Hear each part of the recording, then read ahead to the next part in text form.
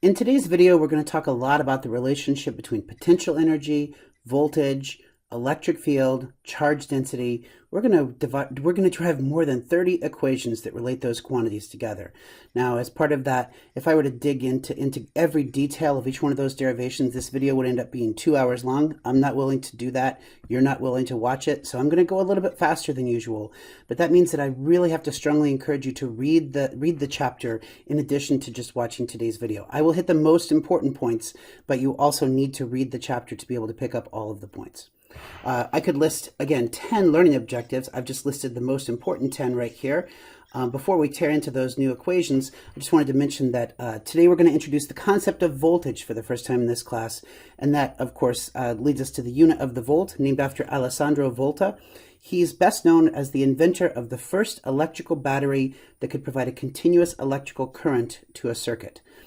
He also thereby proved that electricity is not necessarily something that comes from living matter. It isn't just a biological function. It can be a chemical function, and thereby he also founded the field of electrochemistry. Before we move on to the newest material, we're gonna introduce one mathematical topic today, and that's the gradient.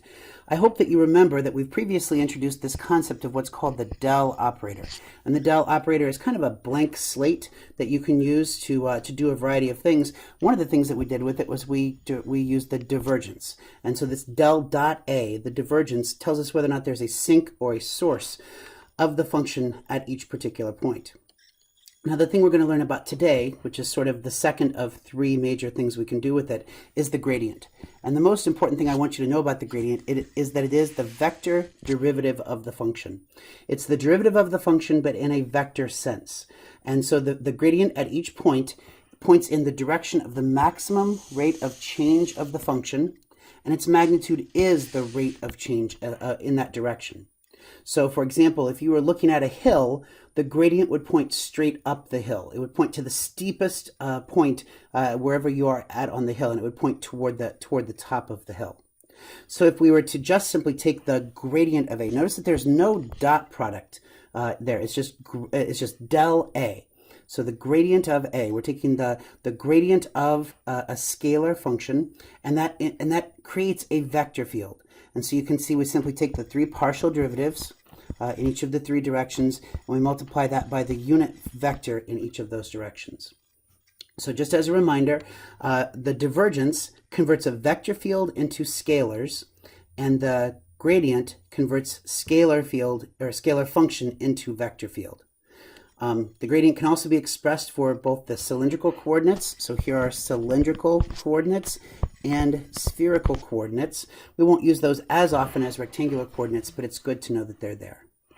So let's just quickly see an example of calculating the gradient of f. We want to calculate the gradient of this function right here.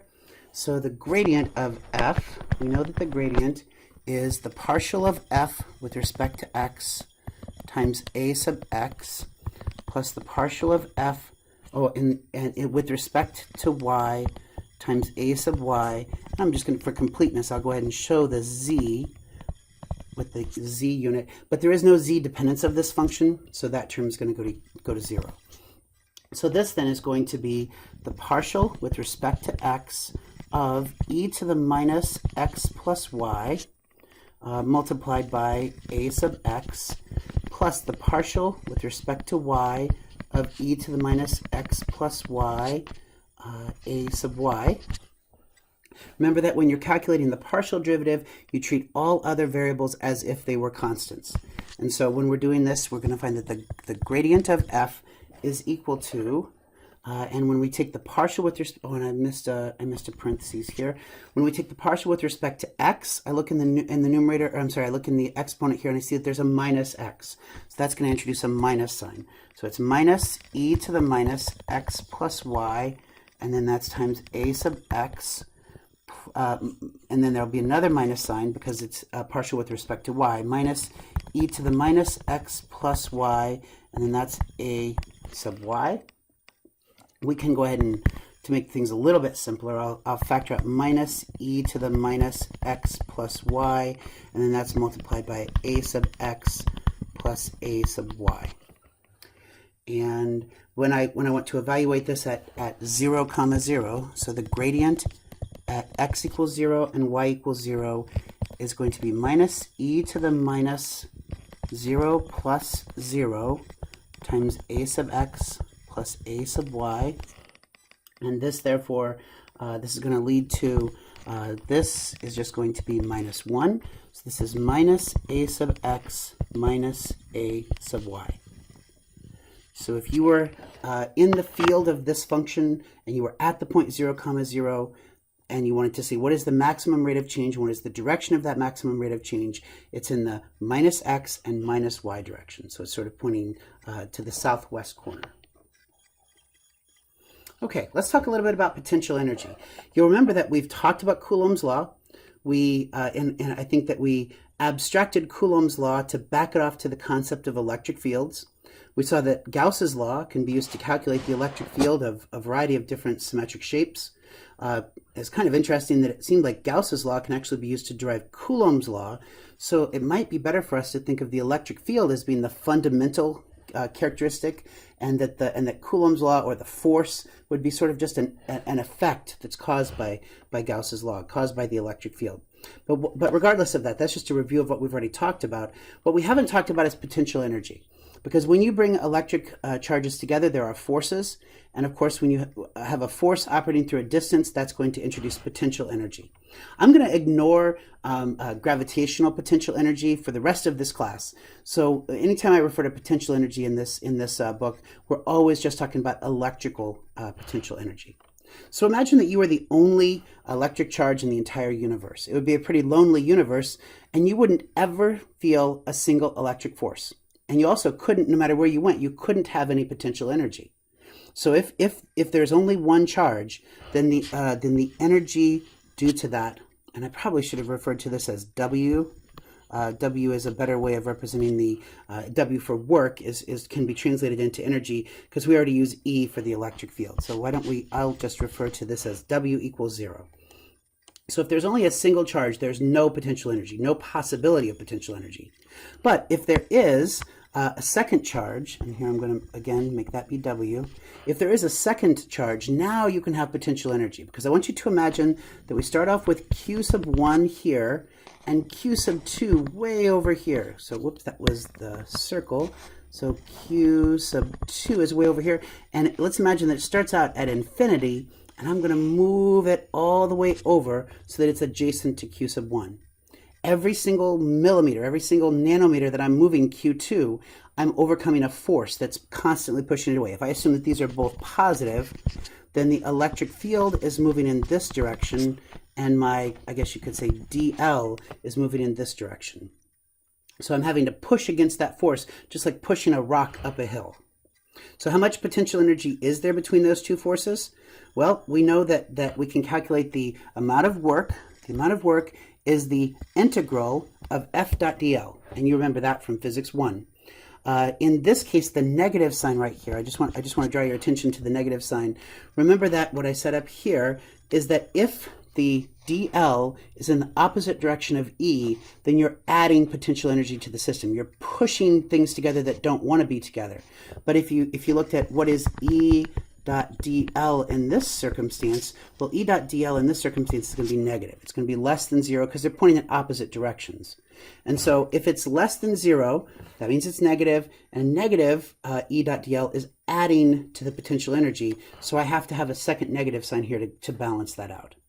Well, I can represent that that F is equal to Q times E, and so that's where I'm going to get minus Q times the integral of E dot dl.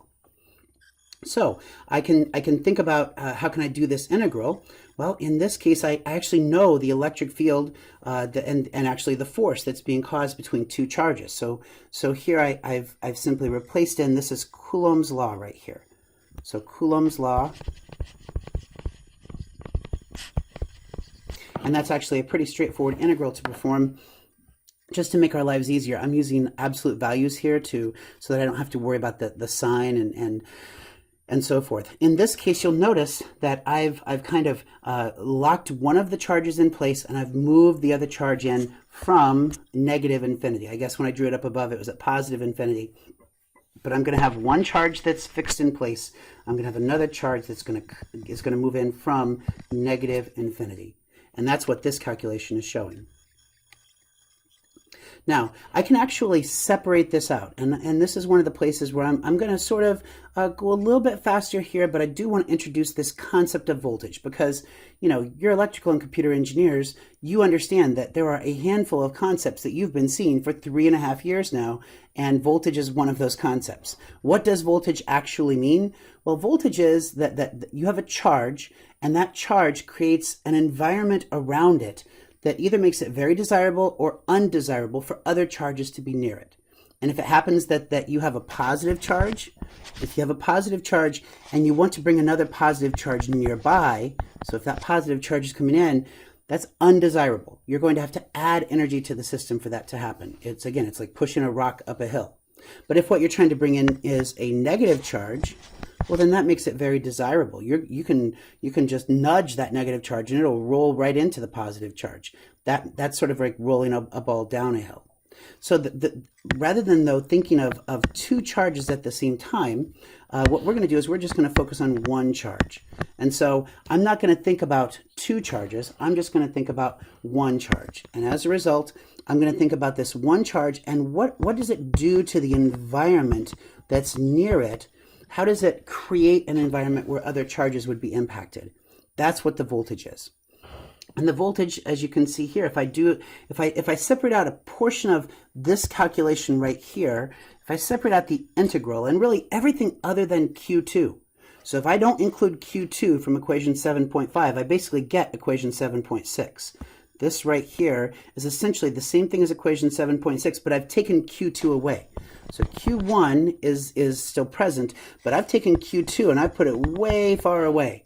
And I'm basically ignoring Q2 for right now. It's a conceptual charge. We call it a test charge. Just like with electric fields. Really, voltages and electric fields are both talking about what happens if I don't worry about Q2 and I just focus my energy on Q1. Well, that integral is actually not too hard to complete. It's the same integral that we saw up above. And I end up with a voltage near a single point charge that looks like equation 7.6. So I've now taken a portion of the calculation of energy and I've separated it out. I've broken it down into a portion that says, hey, how does Q1 affect its environment?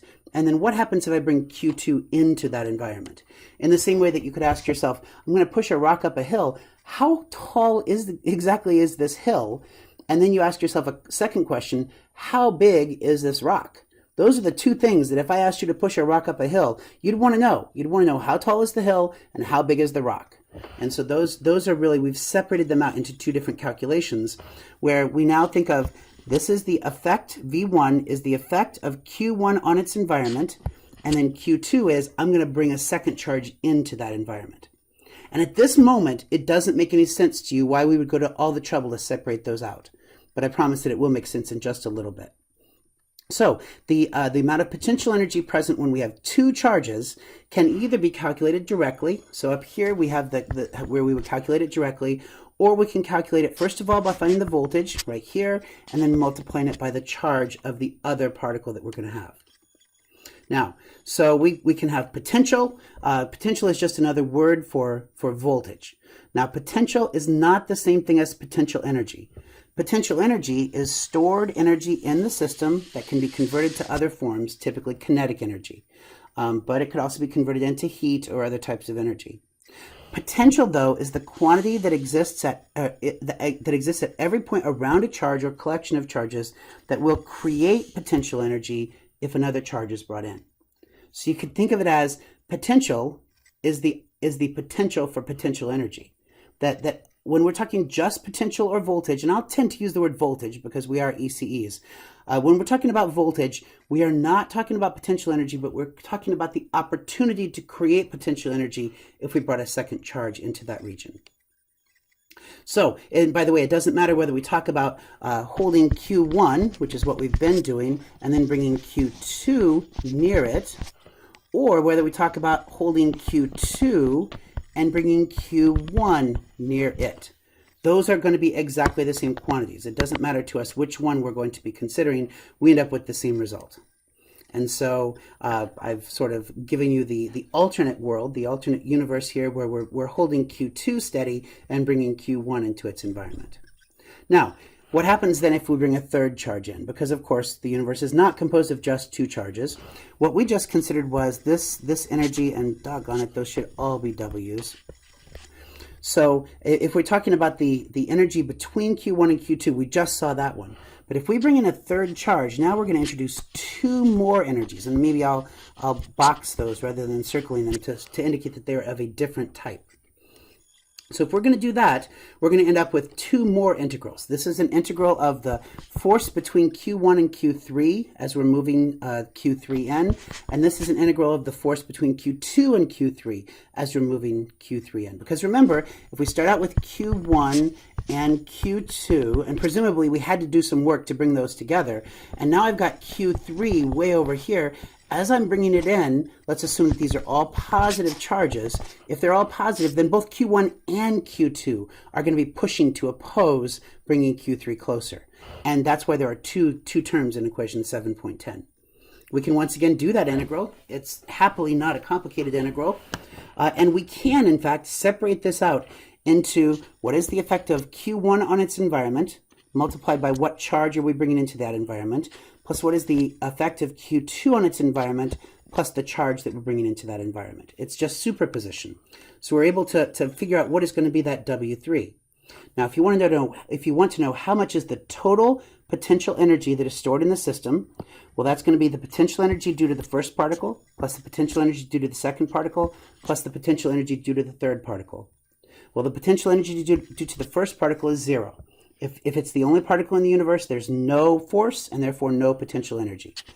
The potential energy due to the second particle, this is W1 and this is W2. The potential energy due to the second particle is just the interaction between particle 1 and particle 2. But the energy due to particle 3, this is W3, is going to have the interactions between 1 and 3 plus the interactions between 2 and 3.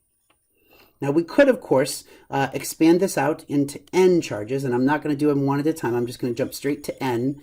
And if we do this n, I want you to notice that we're sort of summing over the first particle, and we're summing over the second particle. We're not allowing that the two particles would be the same. A particle doesn't actually sense its own charge. It cannot interact with itself. And so we'd say that J is not equal to I. And you can see here that we have exactly the same thing. Let me flip up here. Notice that these terms right here, Q2, Q3 over 4 pi epsilon 0 times the absolute value of the distance. Here we have Qi, Qj divided by 4 pi epsilon 0 times the absolute value of the distance. That's exactly the same thing that we had up above. You might ask yourself, hey, what about this 1/2 right here?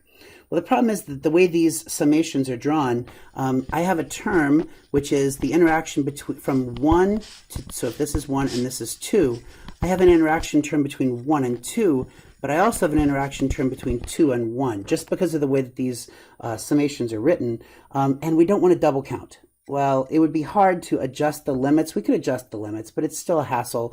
So to leave the limits as simple as they can be, we're just going to divide the total answer by 2, and that's going to get rid of one of these double countings.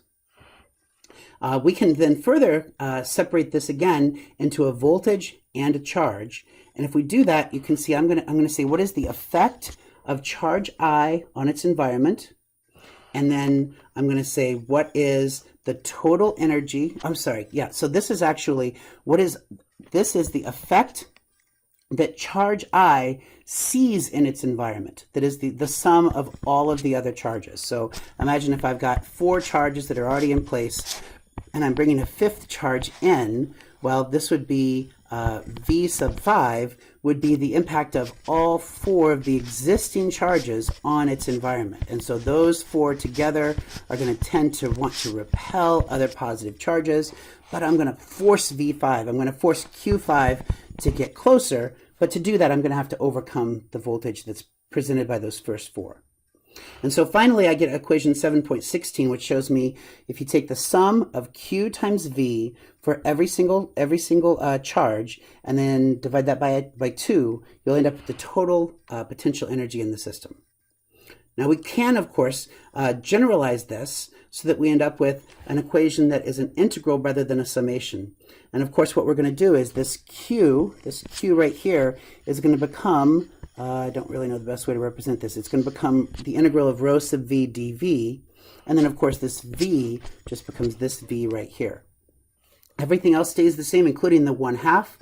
The summation becomes an integral over the volume, and we end up with a really good equation, an equation that actually makes it into the conclusions from today's lesson. It's not the best equation in this section, though, because we can still go one step further. And what we're going to do is we're going to take the equation we just derived, and we're going to combine it with Gauss's law, because we already know that this is rho sub v. And so if we combine this with Gauss's law, then we're going to be able to do, and there's a couple of steps of algebra here, so I'm not showing you every single step, but when we do this, we're going to end up with an expression that is purely going from the electric field. If you know the electric field at every point, you can use it to calculate the potential energy of the entire system. So that's going to make our lives an awful lot easier. And because we have so many equations today, I've boxed the ones that I consider to be the very most important. And this is the first of those that I consider to be the very most important. Okay, so now we're going to do an example, and that is we have how much electric potential energy is contained in a spherical shell of inner radius 0.5 meters and outer radius 1 meter centered on a point charge of 2 coulombs. So we have a 2 coulomb point charge, and then I'm going to go a spherical shell that is a 1/2 meter, 0.5, and then I'm going to go out to another radius of 1 meter.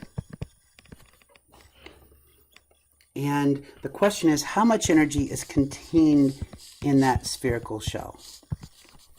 You might say to yourself, why are you starting at a 1/2? Why don't you just do it for the entire sphere? And the answer is the integral doesn't actually converge. There is an infinite amount of energy stored in a sphere that has a charge centered in the middle.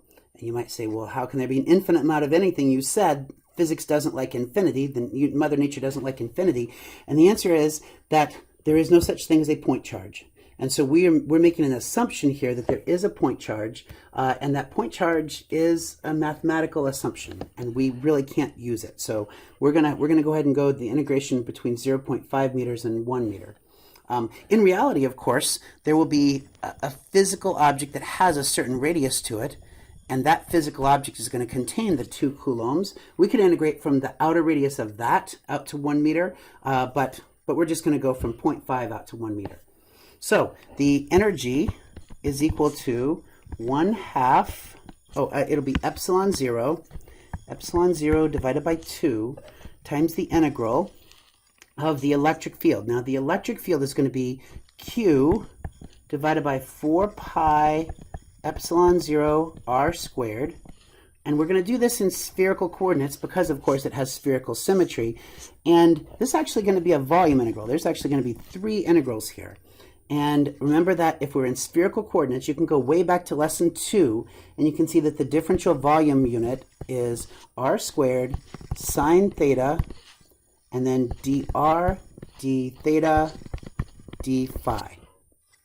And we're going to go from 0, 0, and then 0.5. You know what? I'm going to do that in the next line. So this is just an integral over delta v. So let's see what that would look like if we do a little bit more work on this. Well, one thing that we know is that the actual charge Q is 2 coulombs. So that's a constant. So I can pull W sub E is going to be epsilon 0 over 2 times Q, which is 2 coulombs, so times 2. And I can also pull the 4 pi epsilon 0 out in front. And let's see, if I'm going to have this is E squared. I forgot a squared there. So that means that this quantity is going to be squared. And then we end up with an integral, and I'll do the triple integral here, and I'll make it look much nicer than on the previous line. The r squared is still going to be here, and now we have an r squared squared, so that's r to the 4th power in the denominator, and we still have sine theta dr d theta d phi. Now, the innermost limit is going to go from 0 up to 0.5. The d theta is going to go from 0 up to pi, and the d phi is going to go from 0 up to 2 pi. Again, remember, sweep your finger around the equator of a globe, and then take that equator and move it in 180 degrees, and you will sweep out the entire surface of the globe. Well, this r squared is gonna cancel with half of the r to the 4th power, and I end up with, let's see if I've done my math right. I should have, okay, this is going to be, this will cancel with part of that, so that's going to be 2 squared in the denominator. That's 4 times 2 is going to give me an 8 in the denominator.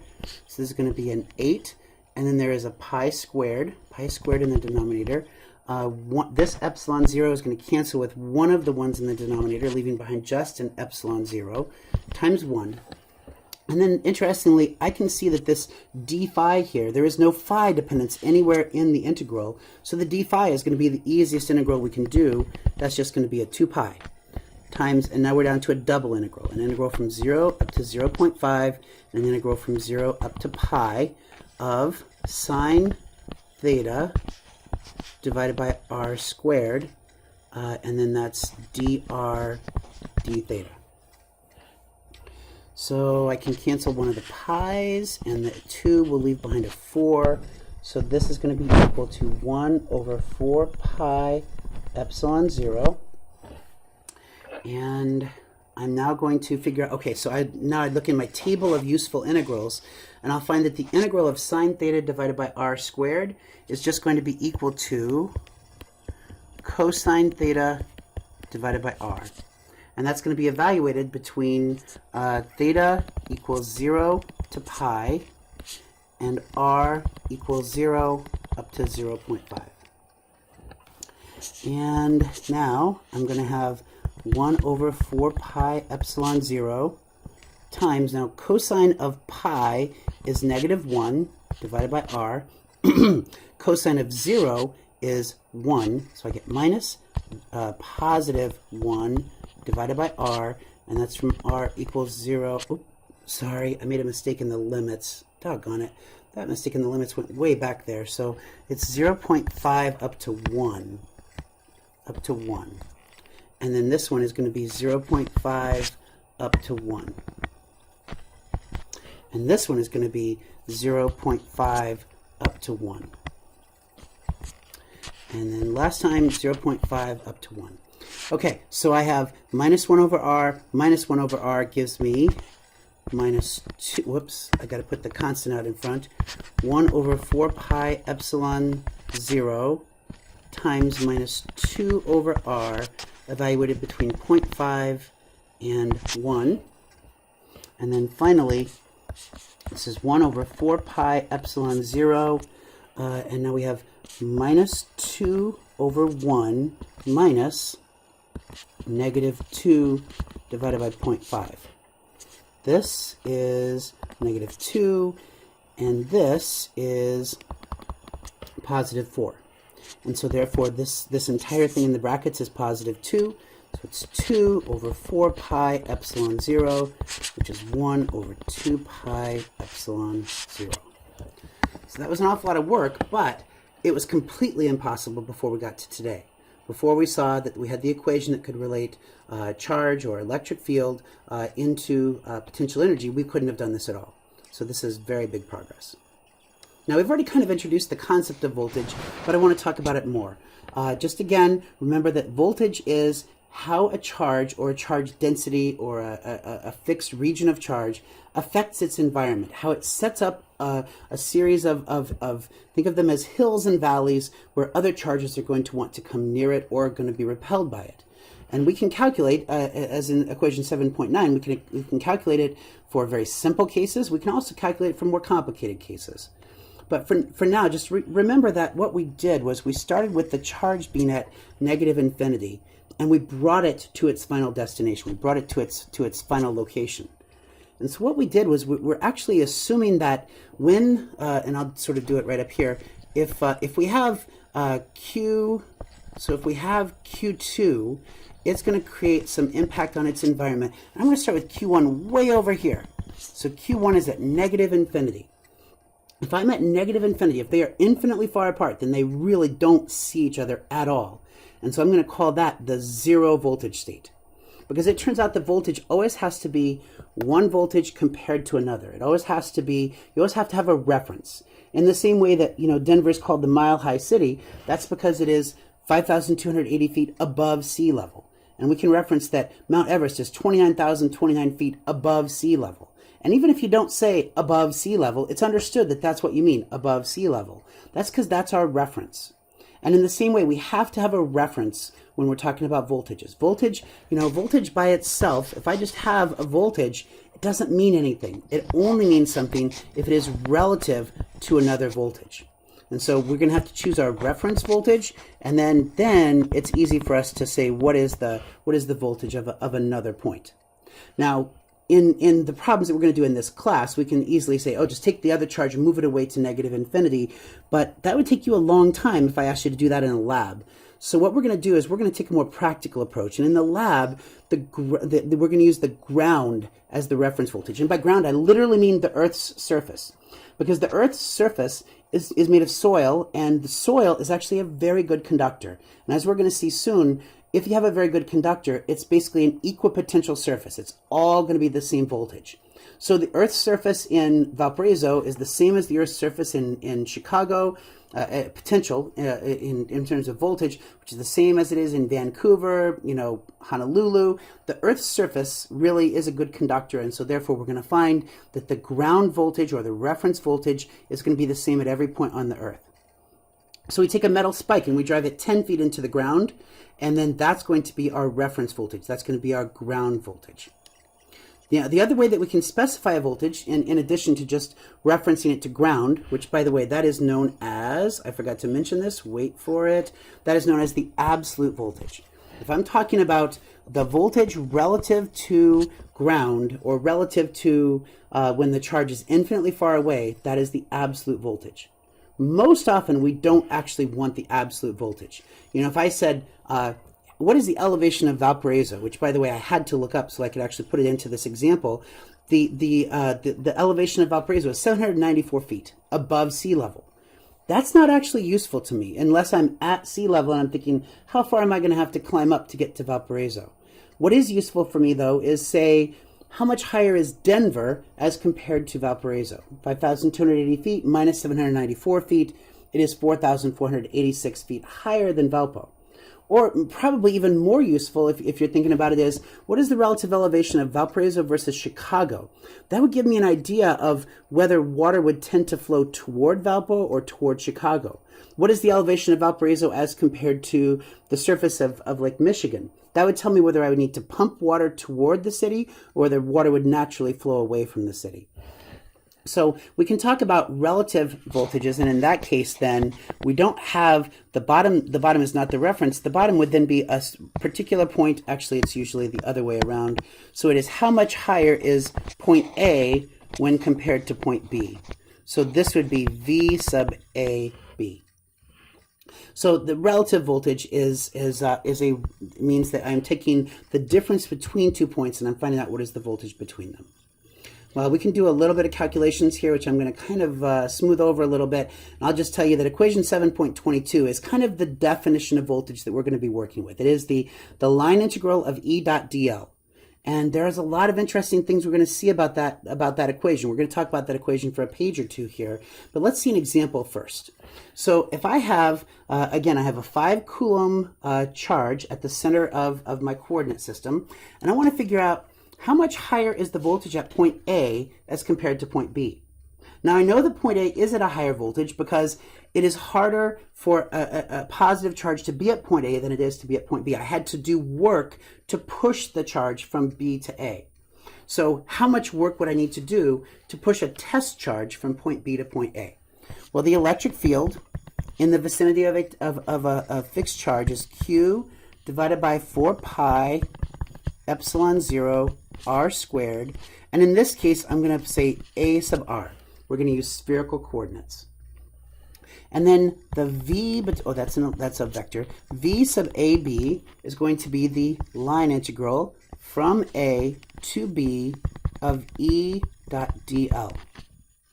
And that is going to be the integral in this case from 1 meter out to so it's from 1 to 3. You kind of think of it as going in the opposite direction, but we're going to cancel that out here in just a second, because what is Q? Q is 5 coulombs, and that's in the a sub r direction, divided by 4 pi epsilon 0 r squared, and that's going to be dotted with dl. But remember that when I'm moving from B down to A, I'm moving in a negative a sub r direction. I'm moving in this direction, and this is negative a sub r.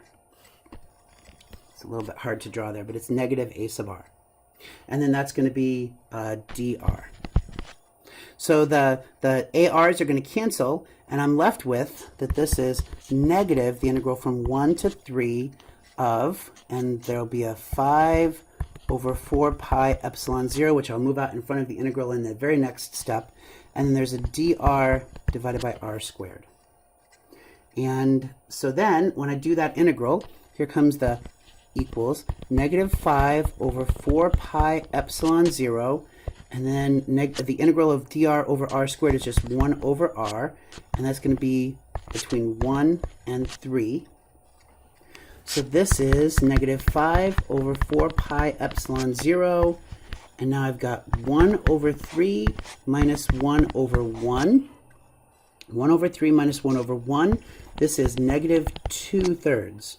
So therefore, this is equal to negative 5 over 4 pi epsilon 0 times negative 2/3. Happily, those negative signs are going to cancel. We do find that point A is at a higher voltage than point B.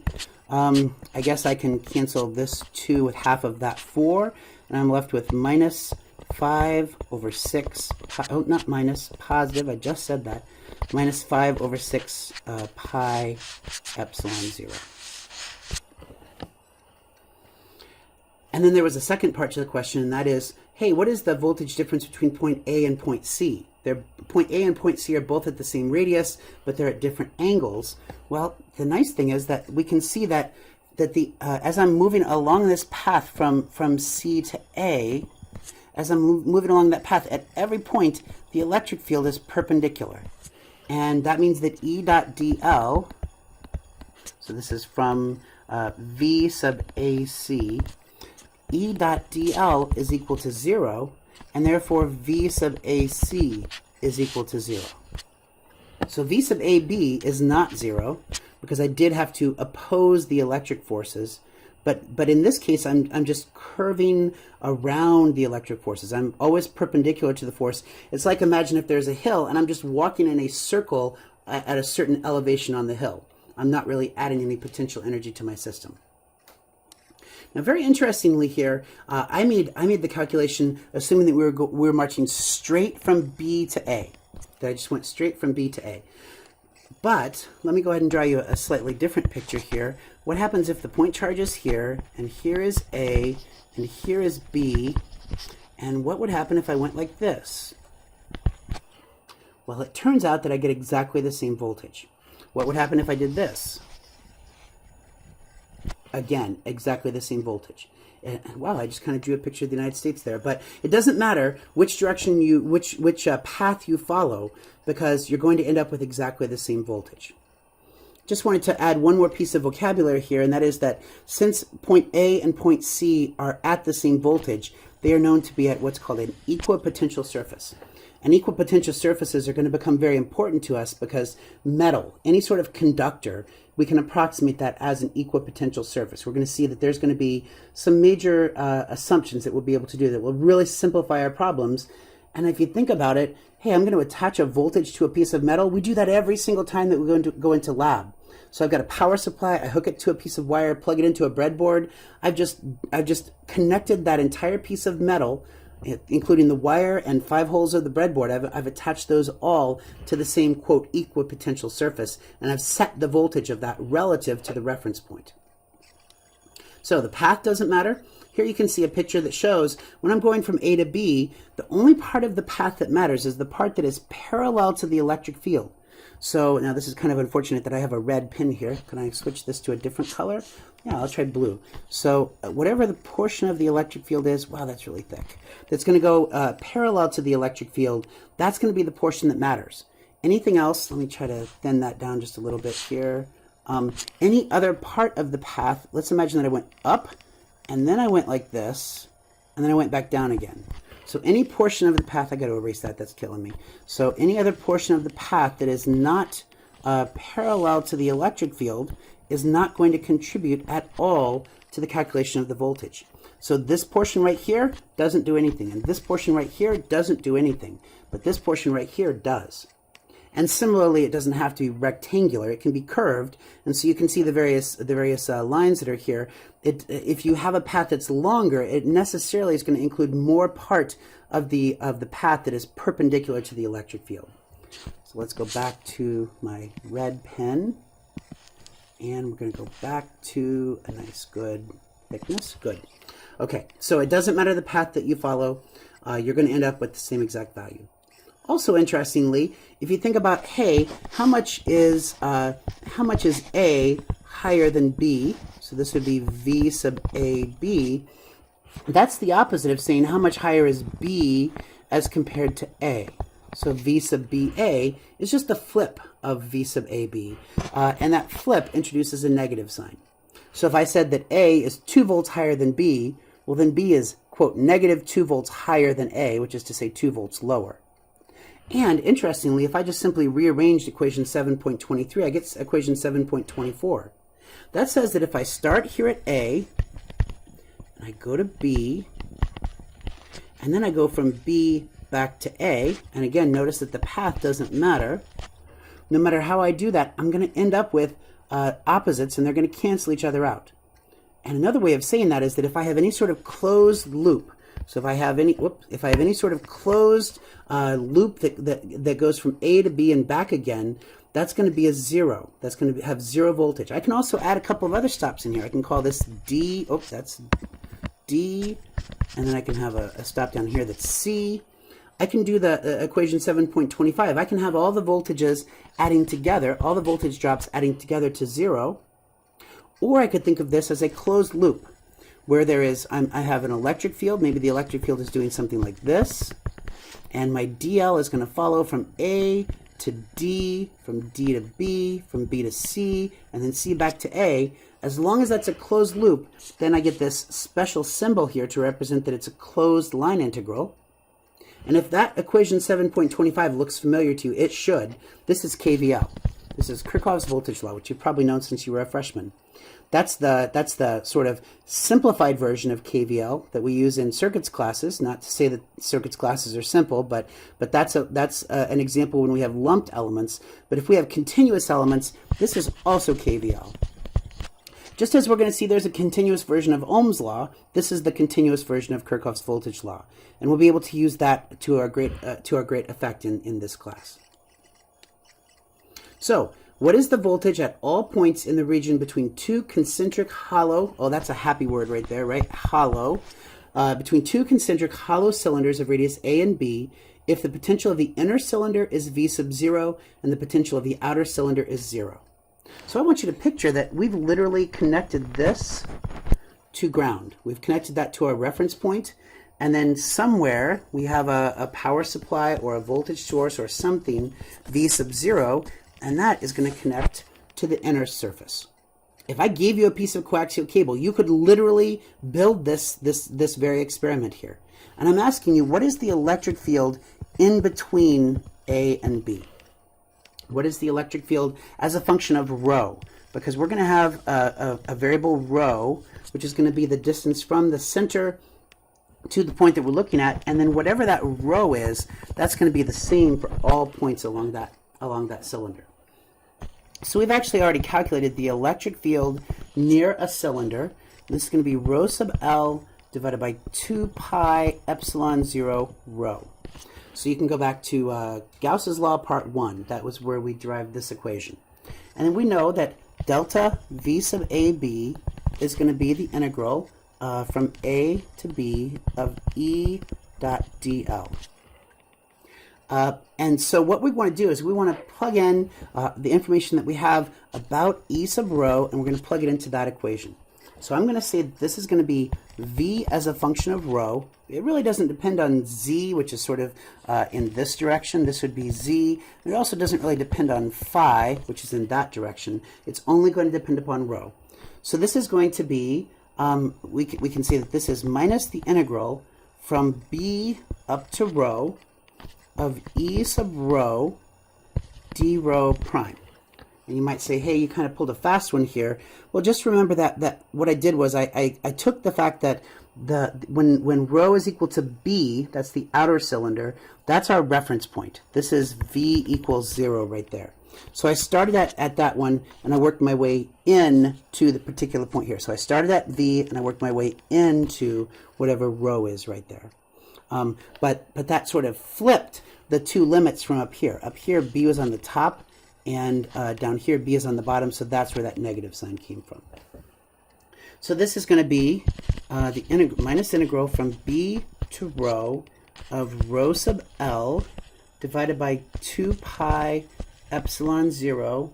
And I have to have a different variable of integration here because one of my limits is rho, so I can't just call it rho, so I'm going to use rho prime.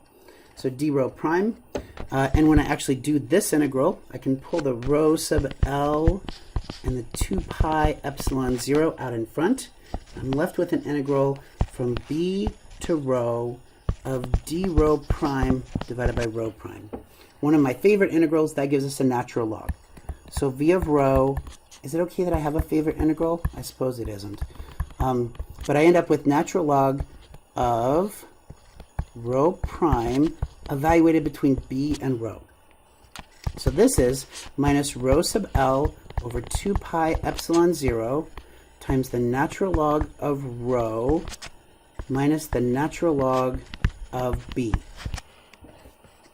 And this gives me, because the difference between two natural logs is the natural log of their quotient, this gives me minus rho sub L divided by 2 pi epsilon 0 times the natural log of rho divided by b.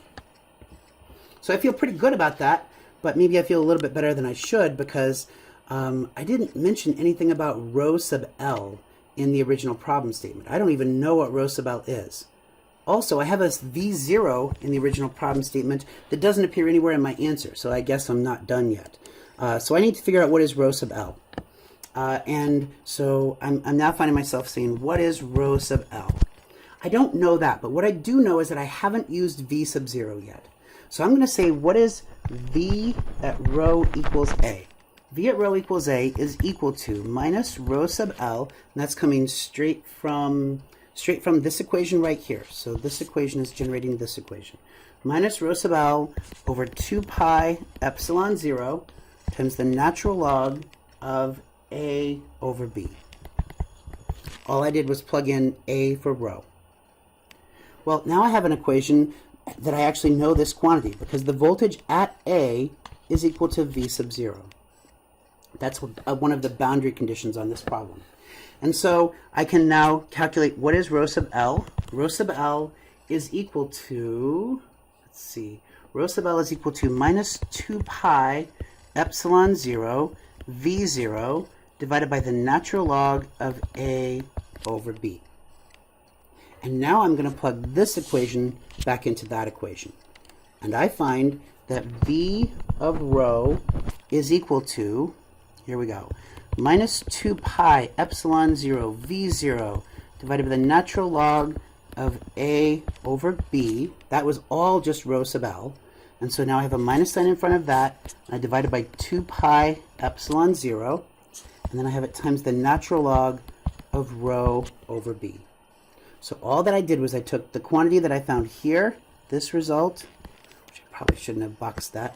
I'm going to take that result, and I'm just going to plug it in for this rho sub L right here. Everything else stayed the same. And so the 2's cancel, the pi's cancel, the epsilon 0's cancel, the negative signs cancel. And I'm left with V sub 0 times the natural log of rho over B divided by the natural log of A over B.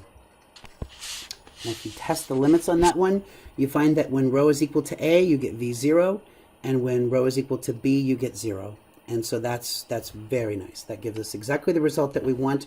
We were able to apply the boundary conditions to figure out what is the charge density, and from the charge density we were able to then integrate v sub 0 into the final answer.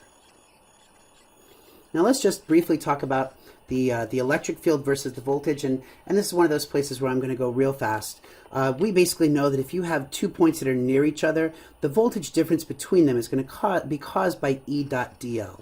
And again, the negative sign in there is because if you're going downhill or downstream, then that's going to be, this will then be positive. So this is greater than 0 if downhill, and less than 0 if uphill. But I want the voltage to increase if I'm going uphill. So a negative times a negative would make a positive. We also then can plug in what we know about for dl. So dl in rectangular coordinates was a sub x dx plus a sub y dy plus a sub z dz.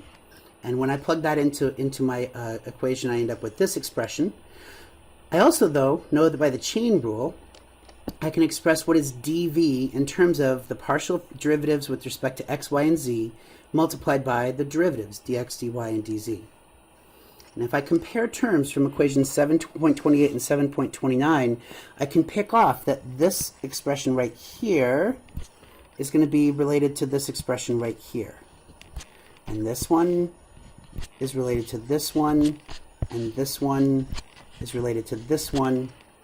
And that allows me to figure out what is E sub x and E sub y and E sub z. And that allows me to write out an expression for E in terms of the partial derivatives of v with respect to x, y, and z. And if you look back at the very beginning of today's lesson, that equation 7.30 is the definition of the gradient with a negative sign tossed in. So the electric field is the negative gradient of the voltage. That means that if you give me the voltage, I can now calculate the electric field. And at this point, I think you're beginning to see, gosh, there's a lot of variables floating around, and there's a lot of relationships between those variables. Again, stick it out for just a few more minutes, and I'm gonna show you a table at the end that I really hope helps everything. So I want to calculate the electric field if I know that this is the voltage. And so if that's the case, the electric field is minus partial with respect to x of x squared plus y plus e to the minus z times a sub x minus the partial with respect to y of x squared plus y plus e to the minus z a sub y minus partial with respect to z of x squared plus y plus e to the minus z in the a sub z direction.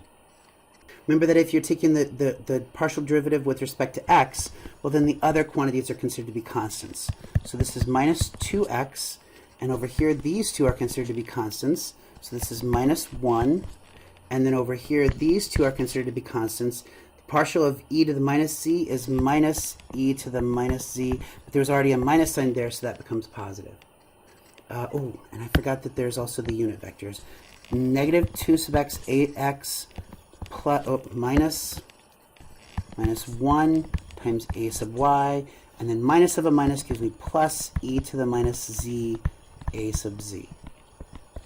So that's really all that we can do for that problem, but it allows us to convert from voltage to electric field. Remember, voltage is a scalar, electric field is going to be a vector.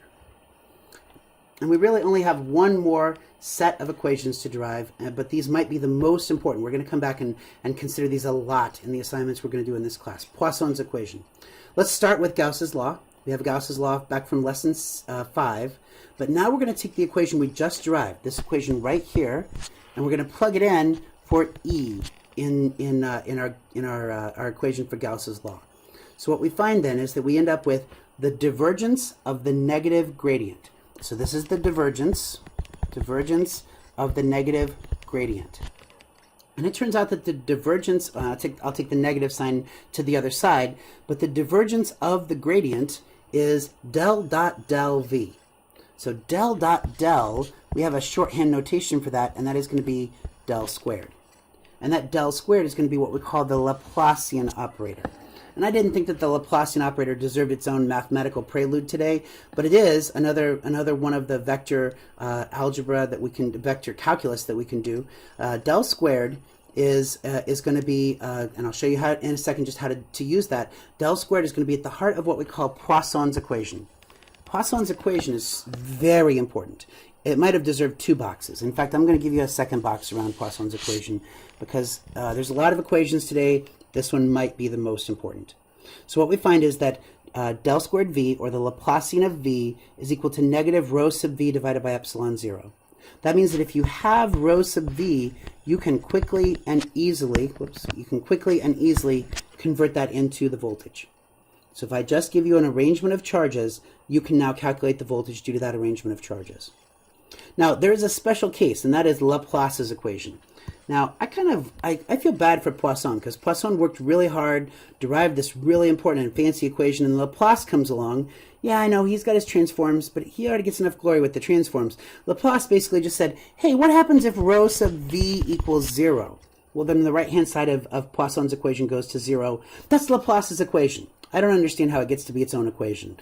Certainly, it only applies if rho sub v is equal to 0. So just be aware that Laplace's equation is a simplified version of Poisson's equation. And if you have to remember only one of them, definitely remember Poisson's equation.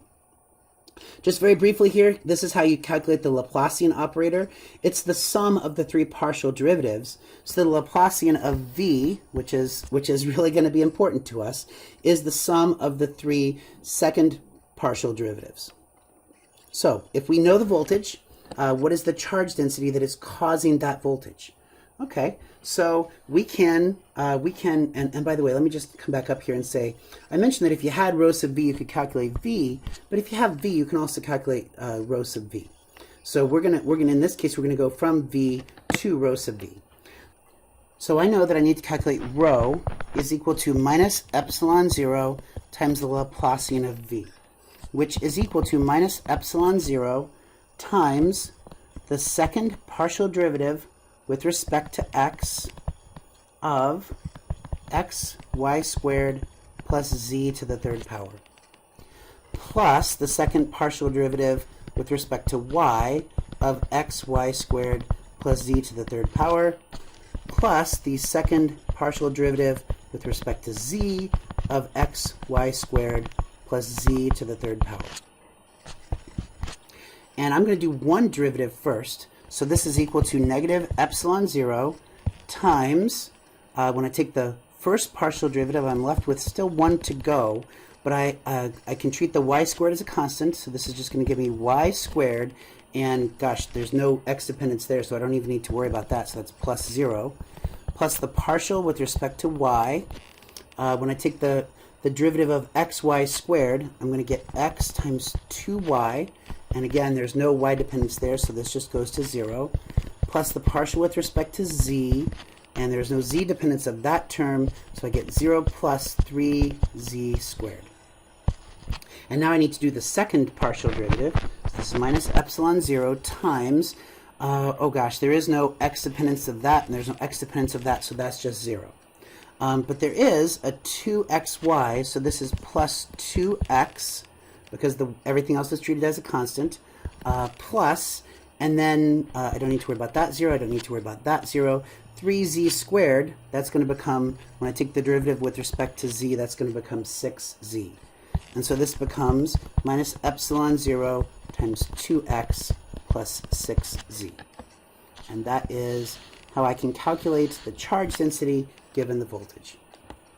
Last thing for today before the conclusions, I just wanted to mention that as in most cases in this class, anytime you have an equation that's in point form, you can also list it in integral form. There's also an integral form of Poisson's equation. So these forms here are exactly equivalent in Poisson's equation, but as you can see, they're really nasty and they're really a hassle to use. We really would almost never use these analytically by hand, but they're perfect for computer simulations. They're perfect for numerical calculations. So we're going to be able to use these in our computer numerical calculations, and we'll do that quite a bit in the remainder of this semester. And that brings me to the table that I promised you. So here you can see if you have a particular quantity. So if you have rho sub v and you need E, then you'd want to use this equation. By the way, this is equation 4.4. If you have rho sub v and you want a v, you would use equation 7.38. If you have rho sub v and you want the potential energy, that's equation 7.7. I should say that's a little bit cheating because 7.7 requires that you have both rho sub v and v. But if you have the electric field, you can easily calculate the charge density. That's actually Gauss's law. So Gauss's law makes it onto the table. Equation 7.22 is very important. That one allows you to calculate the voltage given the electric field. Equation 7.19 makes it onto the table. Poisson's equation, boy, I give that one 2 boxes. It better make its way onto the table. Poisson's equation, and then finally equation 7.31. I have grayed out 3 of the boxes here because if you have rho sub v, you don't need to calculate rho sub v. So as you're working on the assignments tomorrow in class, have this table in front of you. It's going to be very helpful to you because, again, how many equations did we end up with today? We ended up with 39 equations. And so these are the most important equations. These are the ones that if you have a certain quantity, you can always use them to calculate the quantity that you need.